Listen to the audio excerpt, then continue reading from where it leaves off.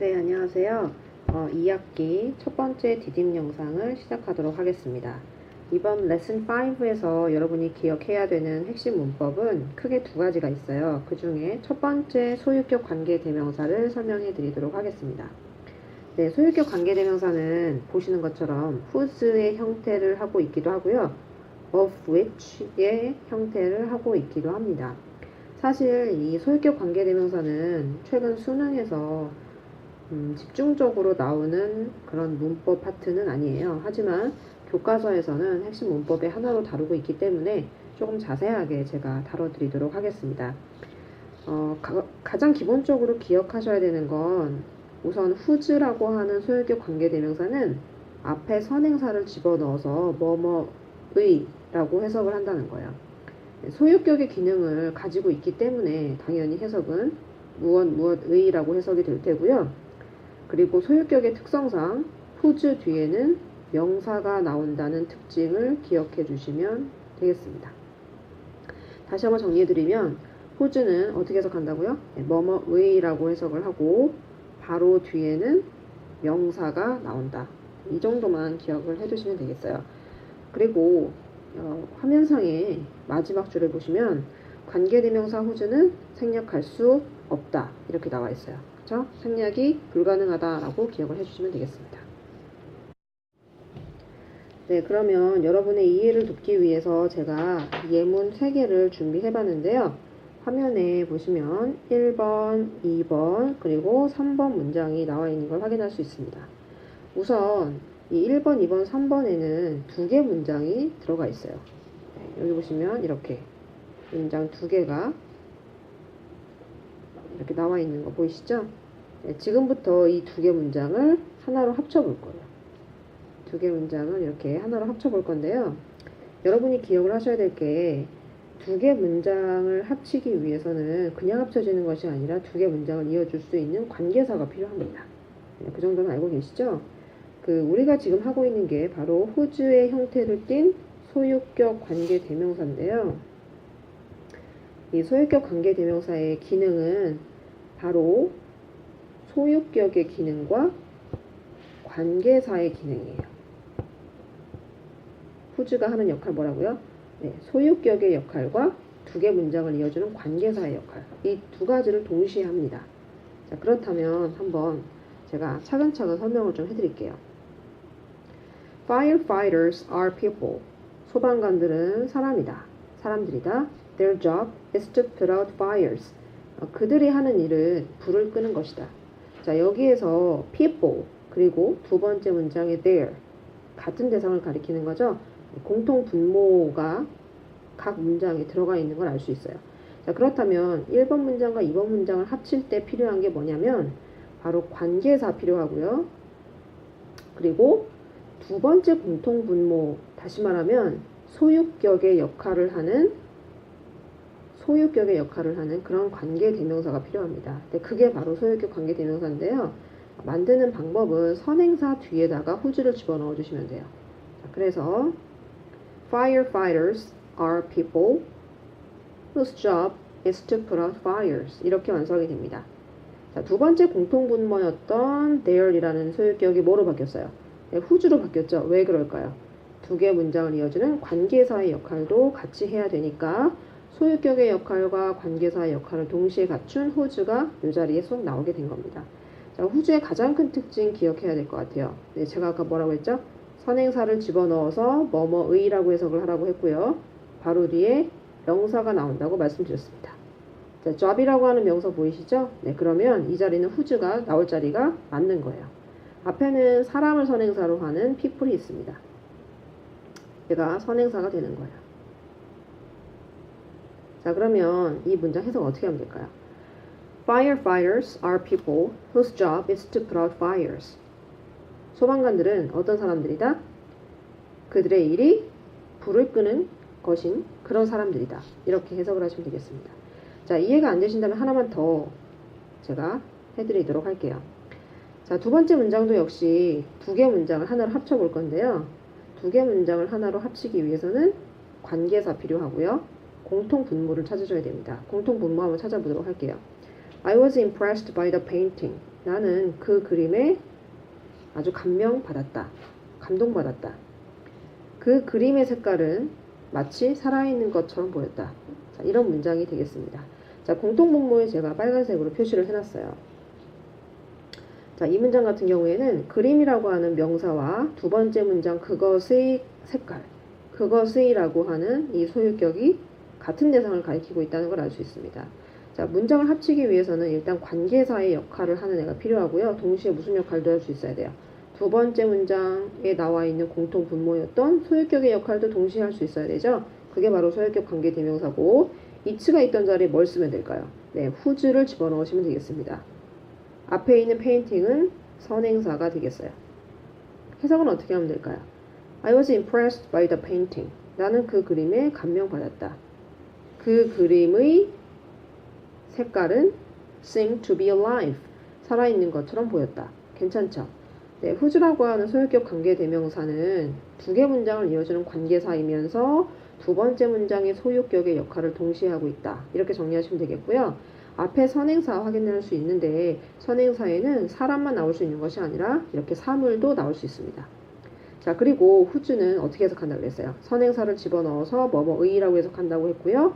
바로 뒤에 명사 있는지 확인하셔야 됩니다. colors라는 명사 나온 거 확인되시죠?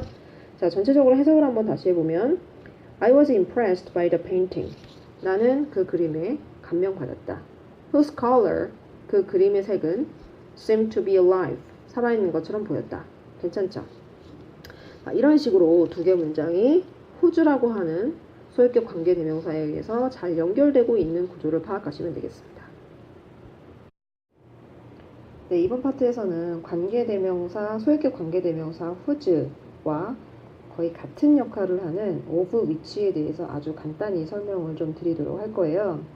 이 of which 같은 경우에는 선행사가 사람일 때는 쓰지 않습니다. 선행사가 사람일 경우에는 of which가 아니라 whose를 사용합니다.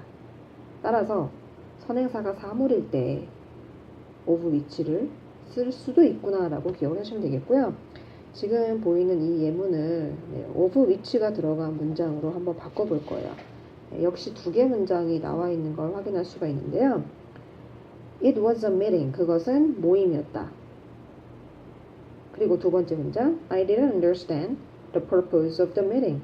나는 그 모임의 목적을 이해할 수 없었다. 일단 각 문장의 내용은 이해가 되시죠? 자, 제가 이걸 한 덩어리로 묶었어요. 얘는 같이 움직입니다. 왜냐하면 뜻이 어때요? 그 모임의 목적. 이렇게 뭐뭐의 땡땡이라고 하나로 묶일 수밖에 없는 덩어리를 이루고 있다는 걸 알 수 있죠? 이거 분리시키시면 안 돼요. 자, 그렇다면 지금 두 개 문장의 공통 분모는 얘랑 말이에요. 그쵸? 이 두 개를 합치려면 두 개 문장을 이어줄 수 있는 관계사의 역할과 그 다음 두 번째 공통 분모의 소유격의 역할을 할 수 있는 애가 와야 돼요. 그게 바로 of which인데요. 이 which라고 하는 애는 지금 선행사가 a meeting입니다. 그래서 선행사 뒤에 of which를 쓰시면 되는데 아까 말씀드렸다시피 the purpose of the meeting은 같이 움직여야 되죠. 이 덩어리가 하나예요. 한 몸. 이 한 몸이 같이 움직입니다. 선행사 뒤로. 그래서 완성된 문장은 이래요. It was a meeting. 그것은 모임이었어요. 어떤 모임이었냐면 그 모임의 목적을 내가 당최 이해할 수 없는 그런 모임이었어요. 자, 완성된 문장 영어로 한번 읽어보고 그 다음 페이지로 넘어가겠습니다. It was a meeting, the purpose of which I didn't understand. 그것은 내가 당최 이해할 수 없었던 그런 목적을 가진 모임이었다. 이렇게 정리 한번 해보도록 하겠습니다. 네, 자, of which가 이렇게 쓰이는구나 정도 알아두시면 될 것 같아요. 네, 이번 페이지는 여러분이 아셔도 되고 아니면 그냥 가볍게 눈으로 확인만 하고 넘어가셔도 되는데요. 사실 저희가 하고 있는 소유격 관계대명사 whose가 들어간 문장을 실제로 구사하게 될 일이 많지 않다고 합니다. 그 이유는 바로 with라고 하는 전치사로도 선행사의 소유격의 소유의 표현을 충분히 할 수 있기 때문인데요. 그걸 보여주는 예문 2개만 확인을 하고 이런 것도 있구나 라고 여러분이 알 수 있도록 확인만 하고 넘어가도록 하겠습니다. Mr. Smith got married to a beautiful woman whose hair is blonde. 네, 우리가 배운 whose 여기 들어가 있어요. 네, 앞에 선행사도 있고요. whose 뒤에 이렇게 명사도 나와 있습니다. 스미트 씨는 아름다운 여성과 결혼을 했는데 그 여성의 머리카락이 금발이었대요. 자, 그러면 이게 어떻게도 표현이 될까요? 금발의 머리를 한 아름다운 여성과 결혼했다. 이렇게도 표현이 되겠죠. with가 여기서는 어떤 머리를 한 금발 머리에 뭐뭐의 라고 하는 표현이 충분히 가능하잖아요. 그쵸? 금발 머리의 여성 이렇게도 표현이 가능한 거 확인되시죠? 이렇게 간편하게 전치사 with로도 똑같은 내용을 표현할 수 있다면 실제 영어를 사용하는 환경에서는 with를 쓸 확률이 더 높다고 생각하시면 되겠습니다. 하나만 더 볼게요. We need a computer whose memory is huge. 자, 역시 선행사 여기 나와 있고요. 우리는 컴퓨터가 필요하대요. 그 컴퓨터의 메모리 용량이 거대한, 다시 말하면 메모리 용량이 좀 큰 컴퓨터가 필요하다는 건데요. 역시 컴퓨터는 컴퓨터인데 어떤 컴퓨터가 필요한 거야? 거대한 메모리 용량의 컴퓨터가 필요한 거죠. 네, 역시 with라고 하는 전치사로도 선행사의 소유 표현이 간단하게 가능하다는 걸 확인할 수 있습니다. 네, 이런 것도 있다라는 걸 가볍게 알아두시면 되겠어요. 네, 그러면 여러분 교과서 121페이지를 봐주시면 되겠습니다. 자, 121페이지 나와 있는 소유격 관계대명사가 들어가 있는 문장을 한번 살펴보도록 할게요. He is an Austrian artist whose painting sell for millions of dollars. 그는 오스트리아의 한 예술가인데 그의 그림이 sell 팔렸대요. For millions of dollars. 수백만 달러에 팔렸대요. 자, 앞에 선행사 사람으로 나와 있습니다. 그리고 whose는 선행사를 집어넣어서 뭐뭐의라고 해석을 하시면 되고요. 바로 뒤에 명사 나와 있는 것까지 확인되시죠? 자, 그러면 우리 본문에 나와 있는 그 다음 예문 하나만 더 살펴보도록 할게요. There were several students whose mother or fathers were from countries other than Korea. 몇몇 학생들이 있었는데 그 학생들의 엄마나 아빠가 다른 나라 출신이래요. Other than Korea. 한국이 아니라. 그러니까 한국이 아닌 다른 나라 출신의 부모님이 있는 그런 학생들이 몇 명 있었다라는 거겠죠. 네, whose를 중심으로 앞에 선행사 확인될 수 있고 바로 뒤에 mothers or fathers라고 하는 명사까지 여러분이 확인을 했습니다. 네, 자, 그러면 우리 옆에 문제로 한번 넘어가 볼 건데요. 문제는 2개만 풀어보도록 할게요. 첫 번째 문제 한번 보도록 하겠습니다. She knew the family who or whose house we bought. 자, 일단 who가 답이 될 수 없는 이유는 who는 관계대명사 중에 주격 관계대명사이기 때문에 바로 뒤에 동사가 나와요. 하지만 house는 동사가 아니라 명사죠. 그러면 답은 자연스럽게 whose가 될 텐데요. whose는 앞에 선행사가 있고 바로 뒤에 명사가 나온다고 말씀드렸었어요. whose는 뭐뭐의라고 해석을 하시면 되죠. 그래서 해석을 한번 해보면 She knew the family. 그녀는 한 가족을 알고 있었대요. 그 가족의 집을 우리가 구입했다. 이렇게 되네요. 그녀는 그 가족을 알고 있었다. 그 가족의 집을 우리가 구입했다. 이렇게 해석을 한번 해보시면 되겠습니다. 자, 2번 한번 넘어가 볼게요. Isn't that the woman who or whose lives across the road from you? 라고 되어 있는데요. 여기에서 whose는 답이 될 수 없는 이유가 lives라고 하는 동사가 바로 뒤에 나왔어요. 자, 바로 뒤에 동사가 이렇게 나온다는 얘기는 주격관계 대명사가 답이 될 수밖에 없는 거네요. 이렇게 woman을 소식해주고 있습니다. Isn't that the woman? 저 여자 그 여자 아닌가? 어떤 여자야? Lives across the road from you. 길 건너에 사는 그 여자 아닌가? 이렇게 얘기를 하고 있어요. 주격관계 대명사 who는 바로 뒤에 동사가 나온다. 기억나시죠? 네, 3번은 여러분이 각자 풀어보시기 바랍니다. 네, 마지막으로 두 번째 핵심 문법인 one of the 최상급 복수명사 구조를 설명해 드리도록 하겠습니다. 네, 이것은 소유격 관계대명사 whose보다 비교적 간단하기 때문에 설명이 길지 않습니다. one of는 뭐뭐 중 하나란 뜻이에요. 그러면 당연히 뒤에는 복수명사가 나오겠죠. 여러 개 중 하나 이렇게 되니까 이해되시죠? 그런데 복수명사 앞에 최상급이 들어가는 특징이 또 있어요. 가장 뭐뭐한 것들 중 하나 이렇게 해석을 하시면 되겠습니다. 이 one of 최상급 복수명사는요, 영어로 된 문장을 하나만 암기하시면 어렵지 않게 독해, 문법 다 해결하실 수 있습니다. 유의할 점이 있는데요. 만약에 one of 최상급 복수명사가 주어 자리에 나오게 되면 단수 취급합니다. 왜냐하면 해석을 한번 해보시면 어땠어요? 가장 뭐뭐한 것들 중 하나, 이 원이라고 하는 애가 실질적인 주어이기 때문에 당연히 단수 취급을 하게 되고 따라서 단수 동사가 나오겠죠? 요것이 조금 어려울 수 있어요. 요거 잘 기억해 두시면 되겠어요. 한번 예문을 보도록 하겠습니다.